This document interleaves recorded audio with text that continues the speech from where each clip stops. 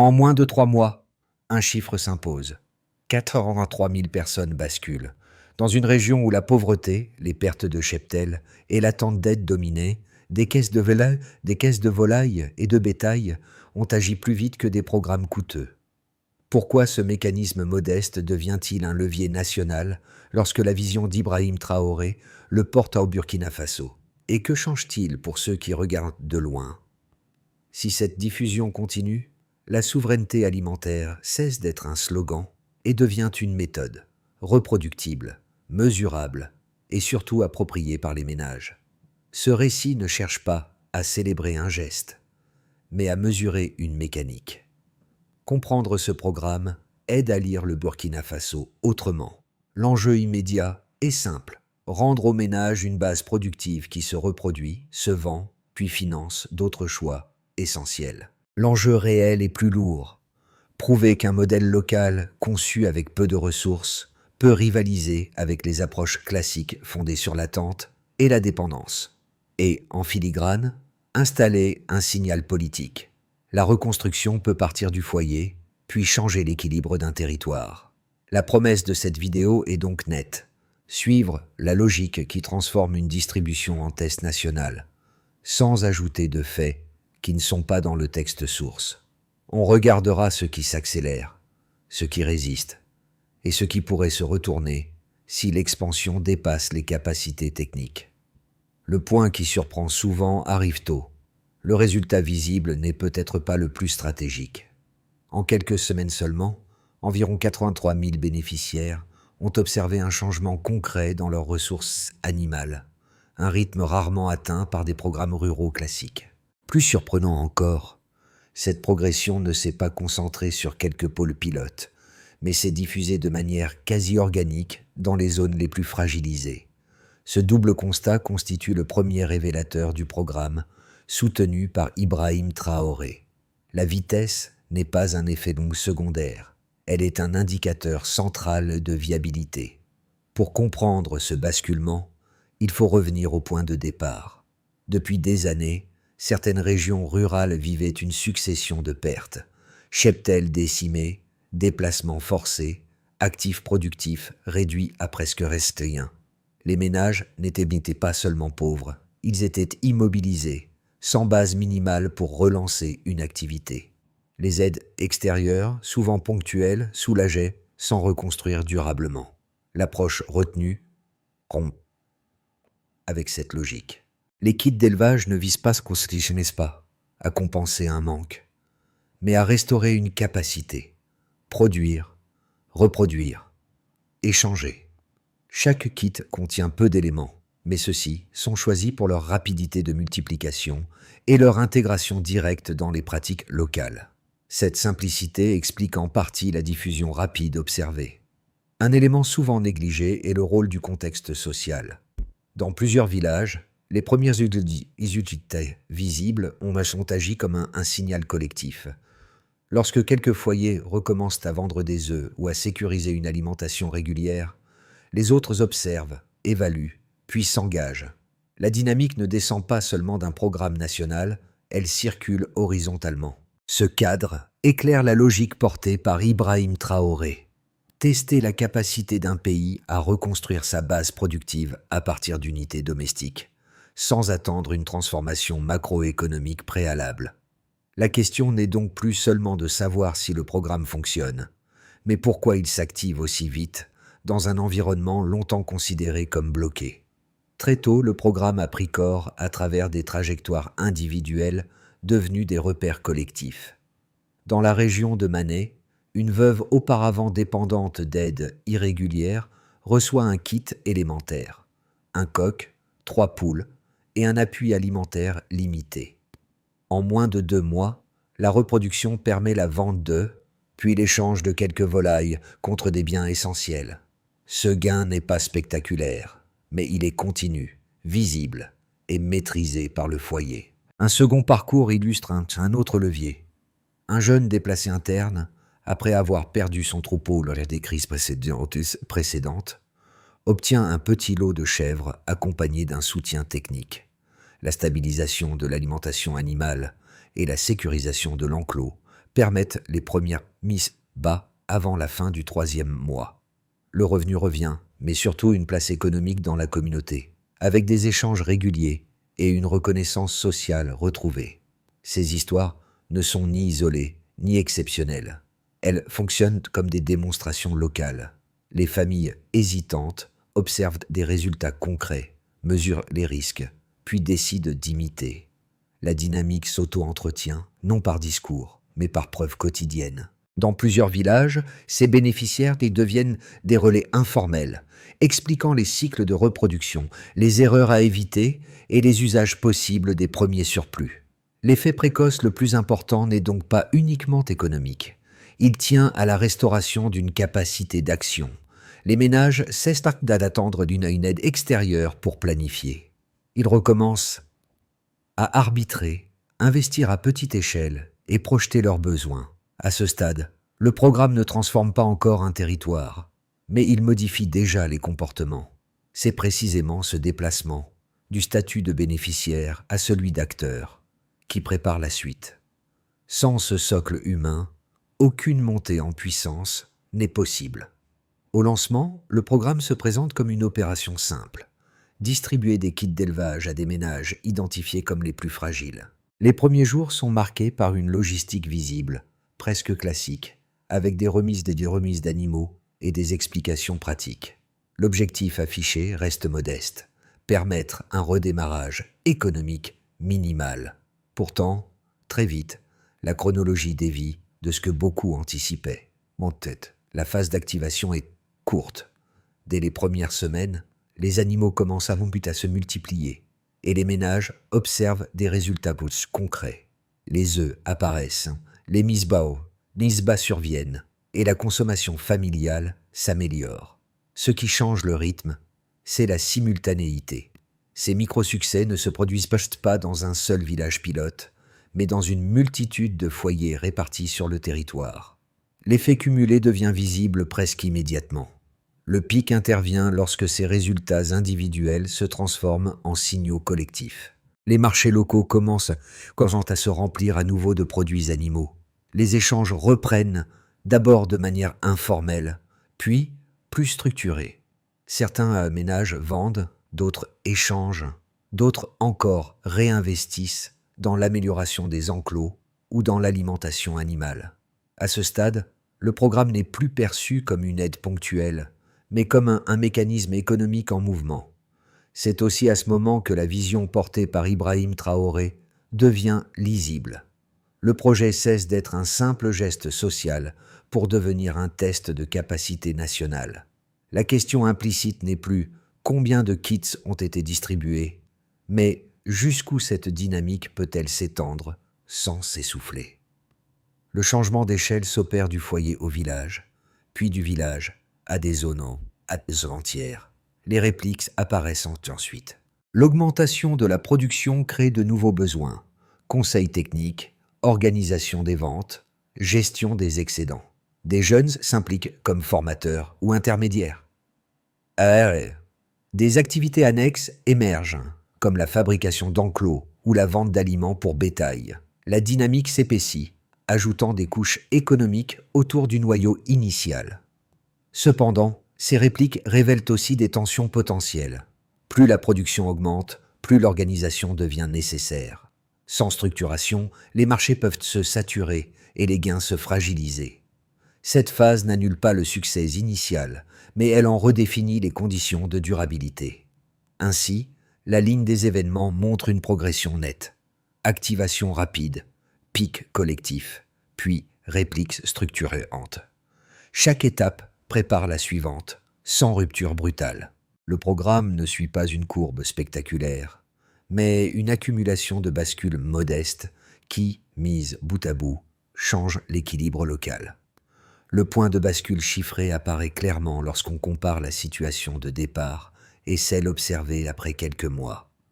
Au lancement, la majorité des ménages ciblés disposaient de ressources animales quasi nulles, avec une dépendance forte aux achats extérieurs ou à l'aide. Après la mise en place des kits, le premier indicateur mesuré est l'ampleur humaine du programme. 3000 bénéficiaires directs répartis dans plus de 150 villages. Ce chiffre ne décrit pas seulement une couverture, il indique une diffusion territoriale rapide, sans concentration excessive sur quelques zones vitrines. Le second indicateur concerne la production. Dans les zones directement touchées, la production locale de volailles a augmenté d'environ 300%. Pris isolément, ce pourcentage peut sembler abstrait.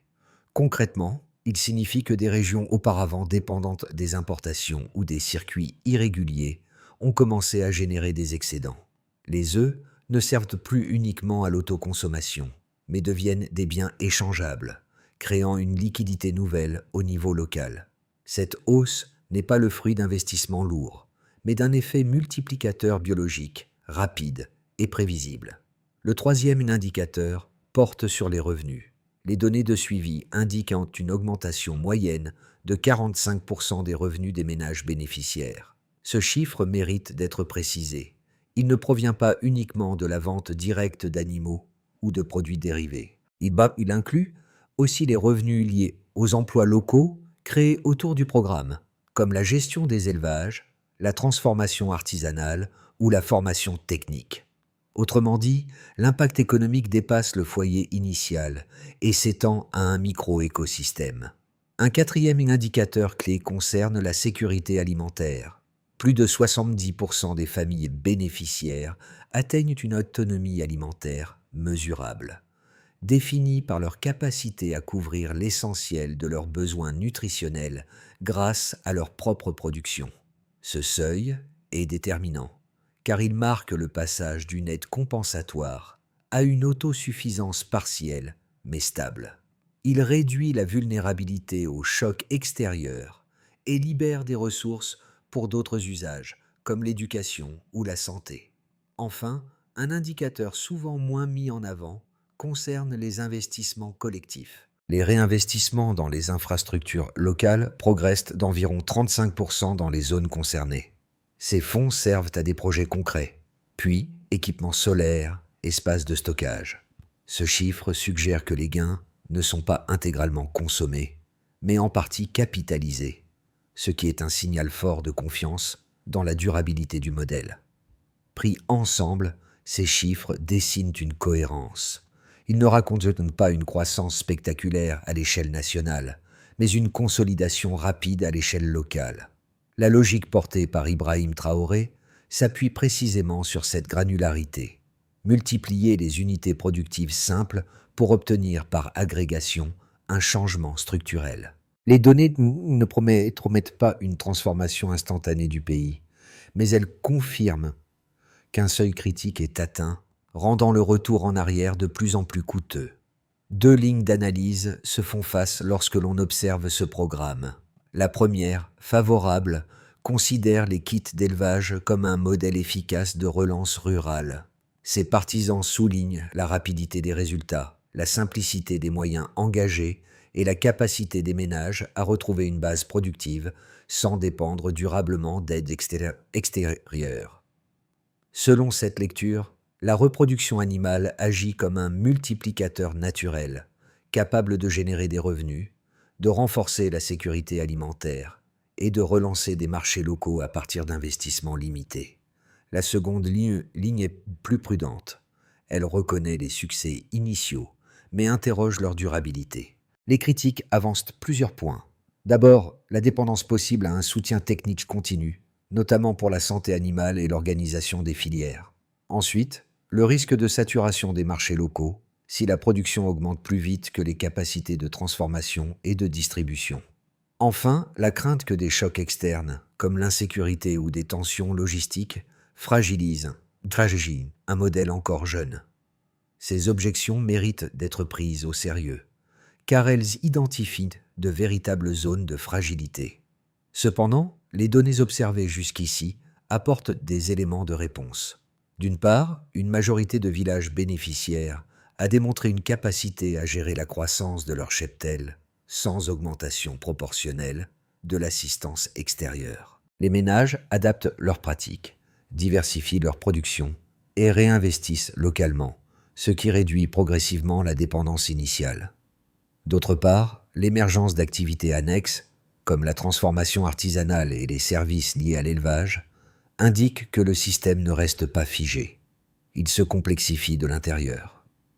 Cette évolution limite le risque de saturation brute des marchés, en ajoutant de la valeur plutôt qu'en augmentant uniquement les volumes. Enfin, l'ancrage communautaire du programme joue un rôle stabilisateur. Les décisions se prennent au plus près des réalités locales, ce qui permet des ajustements rapides en cas de difficulté. La vision associée à Ibrahim Traoré ne prétend pas éliminer tous les risques. Elle repose sur une hypothèse plus modeste mais plus robuste. Un modèle simple, approprié localement, a plus de chances de s'adapter qu'un dispositif lourd imposé de l'extérieur. Le débat ne porte donc pas sur l'absence de limites, mais sur la capacité du système à les absorber sans s'effondrer. Le véritable pivot apparaît ici. Ce programme ne vise pas d'abord à soutenir, mais à reconfigurer la trajectoire des ménages. Jusqu'à présent, l'attention se portait sur la vitesse, les chiffres et les effets visibles. Le point de bascule, lui, tient à un déplacement plus discret. L'aide cesse d'être une fin et devient un déclencheur temporaire. À ce stade, les kits d'élevage ont rempli leur rôle initial. Ils ont recréé une base productive minimale, suffisamment stable pour enclencher des décisions. Autonome. Les familles ne raisonnent plus uniquement en termes de survie immédiate, mais commencent à planifier. Certaines choisissent d'agrandir l'élevage, d'autres de sécuriser l'alimentation, d'autres encore de convertir une partie des revenus vers l'éducation ou de petits équipements. Le programme n'impose pas une trajectoire unique, il ouvre un éventail de choix. C'est là que la logique portée par Ibrahim Traoré devient plus lisible. Le projet ne cherche pas à optimiser chaque maillon, mais à atteindre un seuil. Une fois ce seuil franchi, les dynamiques locales prennent le relais. La reproduction animale, la circulation de revenus et l'apprentissage collectif se combinent sans pilotage central permanent. Ce changement de nature modifie la lecture globale. On ne parle plus d'un programme à maintenir indéfiniment, mais d'un mécanisme d'amorçage. La question centrale devient alors: que produit cette autonomie nouvelle lorsqu'elle se diffuse à plus grande échelle? Et comment ces effets se matérialisent concrètement pour les différents acteurs? Les effets du programme deviennent pleinement lisibles lorsqu'on les observe à travers les acteurs qu'ils touchent directement. 4 groupes permettent de mesurer cette transformation: les ménages, l'économie locale, les systèmes agricoles et l'échelle territoriale. Chacun révèle une facette différente de la dynamique enclenchée, et ensemble, ils dessinent un changement plus structurel que ne le laissent supposer les premiers chiffres. Pour les ménages, l'impact est immédiat et cumulatif. Les familles bénéficiaires disposent désormais d'une source régulière de nourriture grâce aux œufs, au lait ou à la viande, issus des cycles de reproduction. Cette sécurité alimentaire réduit les dépenses contraintes et libère une marge de décision. Les surplus, même modestes, sont vendus ou échangés, générant des revenus récurrents. Dans plusieurs villages, ces gains ont permis de financer des frais scolaires, d'améliorer l'habitat ou d'acheter de nouveaux intrants. Le changement clé tient à la prévisibilité. Les ménages peuvent anticiper, là où auparavant, chaque choc effaçait les progrès. Du côté de l'économie locale, la diffusion est rapide. Les marchés ruraux, longtemps appauvris, se réapprovisionnent en produits animaux. Cette offre relance les échanges et attire de nouvelles activités. Des vendeurs d'aliments pour bétail apparaissent, des artisans construisent des enclos, et des intermédiaires organisent la collecte et la revente. La monnaie circule davantage et reste plus longtemps dans les territoires. Cette densification économique ne repose pas sur un acteur unique, mais sur une multitude d'initiatives à petite échelle, ce qui renforce la résilience globale. Concernant les systèmes agricoles et environnementaux, le programme produit des effets indirects mais durables. La reconstitution du cheptel fournit des engrais organiques, améliorant la fertilité des sols et réduisant la dépendance aux intrants coûteux. Les cycles agricoles gagnent en régularité, ce qui stabilise l'alimentation sur l'année. L'élevage structuré limite aussi certaines pratiques dégradantes, car les ressources sont mieux gérées et réparties. Dans certaines localités, de petites unités de transformation émergent, réduisant les pertes et augmentant la valeur ajoutée. À l'échelle territoriale et régionale, enfin, le programme dépasse son cadre initial. Le Burkina Faso apparaît comme un espace d'expérimentation observé par ses voisins. Des délégations venues d'autres pays du Sahel s'intéressent à la reproduction rapide du modèle et à ses effets économiques. Cette attention renforce la crédibilité du pays et ouvre des perspectives de coopération agricole. La vision associée à Ibrahim Traoré prend ici une dimension stratégique. Une amélioration interne devient un levier d'influence externe, fondé sur des résultats tangibles plutôt que sur des discours. Ces 4 niveaux montrent que l'impact ne se limite pas à une addition de réussites individuelles. Il s'agit d'un enchaînement cohérent, où chaque groupe renforce les autres. Le programme ne transforme pas tout d'un coup, mais il modifie durablement les équilibres existants. À ce stade, l'enjeu n'est plus de savoir si le programme fonctionne, mais comment il évolue. 3 trajectoires plausibles se dessinent à horizon de 6 à 12 mois, chacune reposant sur des conditions différentes et produisant des effets distincts. Ces scénarios n'annoncent pas des certitudes. Ils servent à lire les marges de manœuvre. Dans le scénario de continuité, la dynamique actuelle se prolonge à un rythme soutenu. Les bénéficiaires initiaux augmentent progressivement. Les kits se diffusent vers de nouveaux villages et les ménages déjà engagés consolident leurs pratiques. Les revenus se stabilisent, la production reste majoritairement absorbée par les marchés locaux et les besoins en appui technique augmentent de façon maîtrisée. Ce scénario suppose une coordination minimale mais constante, notamment pour la formation et la santé animale. Le gain principal réside dans la consolidation. Le modèle s'ancre sans provoquer de déséquilibre majeur. Le scénario optimiste repose sur une accélération maîtrisée.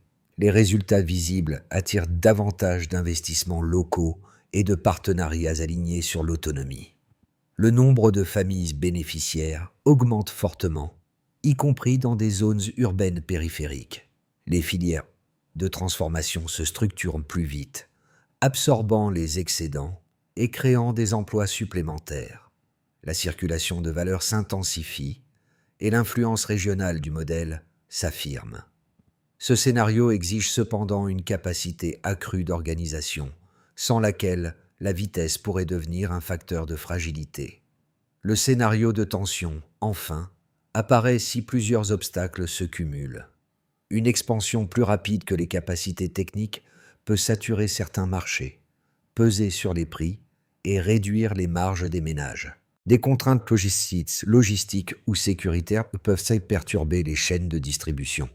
Dans ce cas, les gains initiaux se maintiennent, mais l'effet transformateur s'atténue. Le programme reste utile, sans atteindre pleinement son potentiel structurel. Quelle que soit la trajectoire, une lecture s'impose. La réussite ne dépend pas uniquement du nombre de kits distribués, mais de l'ajustement entre vitesse, accompagnement et appropriation locale. La vision portée par Ibrahim Traoré s'inscrit précisément dans cet équilibre. Avancer suffisamment vite pour créer un seuil irréversible, sans dépasser la capacité d'absorption des territoires.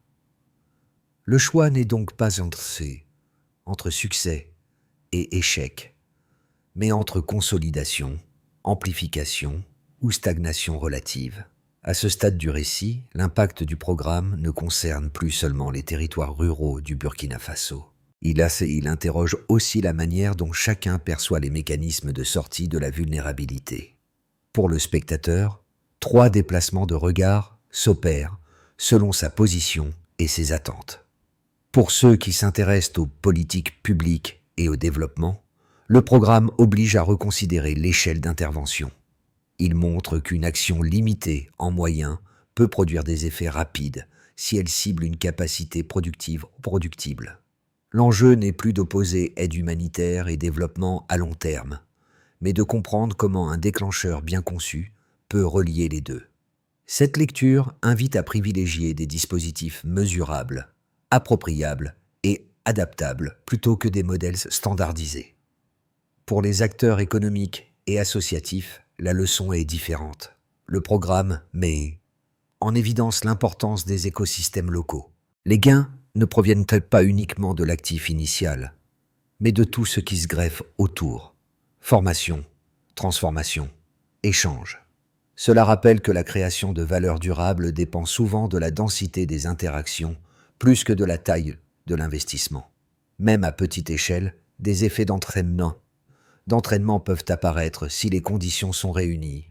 Enfin, pour les citoyens et les jeunes générations, l'expérience pose une question plus personnelle. Elle suggère que l'autonomie ne naît pas d'un saut spectaculaire, mais d'une accumulation de décisions rendues possibles. Voir des ménages reprendre la main sur leur trajectoire économique modifie la perception de ce qui est réaliste dans des contextes contraints. Le programme ne promet pas une transformation instantanée, mais il rend visibles des marges d'action souvent ignorées.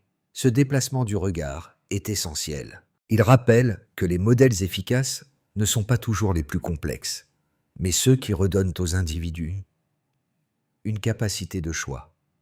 À ce niveau, l'impact dépasse les chiffres et touche à la manière dont on pense le changement lui-même. Transformer un programme efficace en modèle durable suppose une trajectoire claire, lisible et progressive. L'expérience observée au Burkina Faso permet d'identifier une feuille de route en plusieurs étapes, chacune répondant à une limite potentielle révélée par l'expansion. Cette logique ne vise pas à alourdir le dispositif, mais à sécuriser ce qui fonctionne déjà. La première étape consiste à renforcer la formation technique locale. Les bénéficiaires doivent certes maîtriser les bases de la nutrition animale, de la prévention sanitaire et de la gestion des cycles de reproduction. Des équipes de proximité, ancrées dans les villages, assurent un appui continu, sans recréer une dépendance externe. Plus la compétence est locale, plus la résilience augmente. La deuxième étape porte sur la structuration des chaînes de transformation et de distribution. Lorsque la production progresse, l'enjeu n'est plus seulement de produire, mais d'écouler et de valoriser. Des points de collecte, des unités artisanales et des circuits courts permettent d'absorber les excédents et de stabiliser les prix. Cette structuration protège les revenus et réduit les risques de saturation des marchés. La troisième étape vise le développement d'infrastructures légères mais essentielles. Accès à l'eau, stockage, énergie solaire et petits équipements conditionnent la capacité d'absorption des villages. Ces investissements, souvent financés par les revenus générés, renforcent l'ancrage local du modèle. La quatrième étape concerne la diversification des financements, des mécanismes communautaires et des partenariats. Alignés sur l'autonomie, permettent d'élargir le programme sans en modifier l'esprit. L'objectif n'est pas l'afflux de capitaux, mais leur cohérence avec les dynamiques locales. Enfin, une cinquième étape s'impose, l'ouverture régionale. L'intérêt des pays voisins crée un espace d'échange d'expériences et de savoir-faire. Dans cette perspective, la vision associée à Ibrahim Traoré dépasse le cadre national et pose les bases d'une coopération agricole fondée sur des résultats concrets plutôt que sur des modèles importés. Cette feuille de route ne promet pas une croissance linéaire. Elle propose une méthode pour consolider l'autonomie à mesure que le programme s'étend, sans perdre ce qui a fait sa force initiale. Dans les villages évoqués plus tôt, les symboles ont changé de nature. Là où l'aide extérieure représentait autrefois l'unique horizon, ce sont désormais des animaux, des enclos et des cycles de reproduction qui marquent le temps. La veuve de Manet n'est plus seulement un cas parmi d'autres. Elle incarne le moment précis où un foyer cesse d'attendre et recommence à décider. Le jeune déplacé interne, lui, rappelle que la perte n'est pas irréversible lorsque les conditions minimales de production sont rétablies. Ce rappel est essentiel, car il recentre le programme sur ce qu'il produit réellement. Au-delà des chiffres et des pourcentages, il restaure une continuité.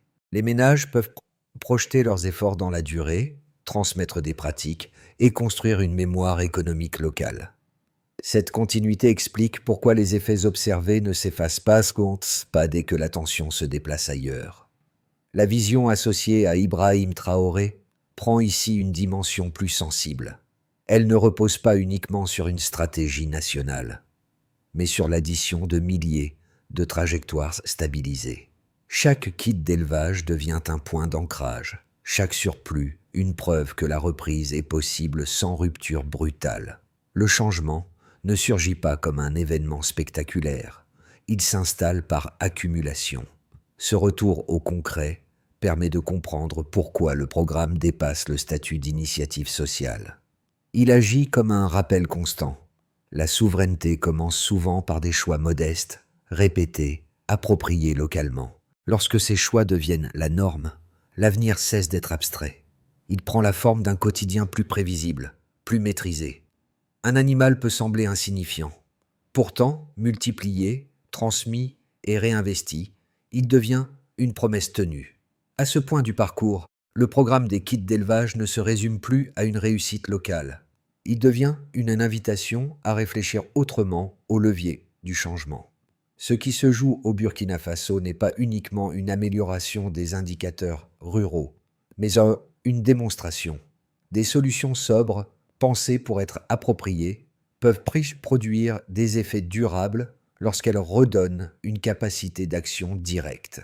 Cette lecture dépasse les frontières et concerne tous ceux qui s'interrogent sur l'efficacité réelle des politiques de développement. Pour les décideurs, l'enjeu est clair. Comment intégrer des modèles qui partent du foyer et non du sommet, sans les diluer dans des cadres trop lourds? Pour les organisations et les acteurs engagés, la question devient opérationnelle. Quelles initiatives locales méritent d'être renforcées parce qu'elles créent déjà de l'autonomie, même à petite échelle? Et pour les citoyens, l'interrogation est plus simple mais tout aussi décisive. Quelles formes d'action soutiennent réellement la résilience plutôt que la dépendance?